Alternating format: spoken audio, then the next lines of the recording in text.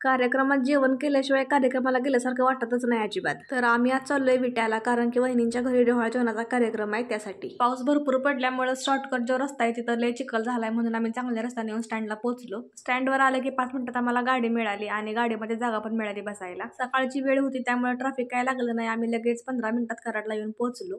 आता हे कराडचं स्टँड आहे आणि कराडमध्ये पण आम्हाला लगेच गाडी मिळाली. मी कॉलेजला असताना कराड स्टँडवर वडापाव लय वेळा खाल्लाय. तुम्ही खाल्लाय का मला कमेंट करून नक्कीच सांगा. आता आम्ही घरी पोहोचले. आईला सांगितलेलं मी उपमा करायला घरी, तर आईनं उपमा केलाय, तो नाश्ता करायला घेतलाय आम्ही. आता मी घरात नेताना सगळं माझं आवरून आलेली, कारण की येऊन आवरायचं म्हटल्यावर लय वेळ होतोय. तर आता नाश्ता केला आणि आम्ही सगळेजण निघालोय आता कार्यालयामध्ये. आम्ही कार्यालयामध्ये येऊन पोहोचलो त्यावेळी डोहाळ जेवणाची तयारी चालू होती आणि थोड्याच वेळात कार्यक्रम पार पडला. नंतर मी आणि दीदीनं ओटी भरली आणि जेवायला आम्ही आलो. पहिल्या पंक्तीला जेवायला चान्स मारला आम्ही. जेवणात पनीरची भाजी, चपाती, रसमलाई, पालक पुरी होती, कटलेट होतं, आमटी होती, भात होता आणि तळण पण होतं. तर आता आम्ही सगळे जेवायला लागलो इथं आणि सगळ्यात म्हणजे जेवण चवीला अप्रतिम होतं. आता या थाळीमध्ये रसमलाईचे 2 वाटे आहेत, तर अभिनेसाठी 1 वाटी आणि माझ्यासाठी 1 वाटी.